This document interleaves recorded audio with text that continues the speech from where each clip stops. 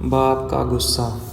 باپ کا غصہ ایک اہم معاملہ ہے جس پر عموماً توجہ دینی چاہیے۔ اس میں باپ کی توجہ، محبت اور احترام کو برقرار رکھنے کی کوشش کرنی چاہیے۔ اگر باپ غصہ ہوتا ہے تو اس کی وجوہات کو سمجھنا اور ان کی ممکن حل کاریاں ڈھونڈنا ضروری ہے۔ اس کے علاوہ باپ کی مخالفت اور ناراضگی کو دور کرنے کی کوشش کرنی چاہیے تاکہ اچھے رشتے کی بنیاد مضبوط بن سکے۔ اس میں صبر اور محبت کی بہترین استعمال کی ضرورت ہوتی ہے۔ باپ کا غصہ کبھی کبھار معمولی ہوتا ہے۔ اس کا مقابلہ کرنا اور ان کی رضاکاری حاصل کرنے کی کوشش کرنا اہم ہے۔ غصے کی وجہ سے باپ کے ساتھ صحیح اور معقول بات چیت کرنے کی کوشش کریں۔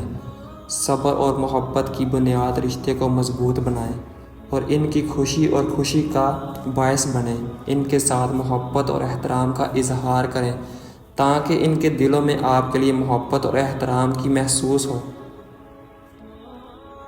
باپ کا غصہ کبھی کبھار ناپسندیدہ ہوتا ہے اور ایسی صورت میں ان معقولیت، محبت کی روح سے حل کرنا چاہیے۔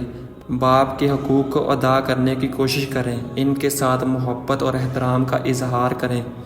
ان کی باتوں کو سنیں اور ان کی خواہشات کو سمجھیں۔ صبر اور محبت کی بنیاد پر رشتے کو مضبوط بنائیں۔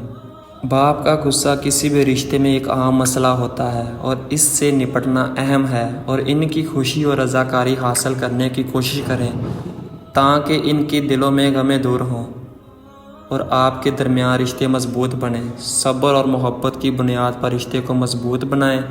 ان کی باتوں کو سنیں اور ان کی خواہشات کو سمجھیں۔ ان کے ساتھ تعاون اور احترام کا مظاہرہ کریں تاکہ معاشرتی تعلقات بہتر ہوں۔ جزاک اللہ۔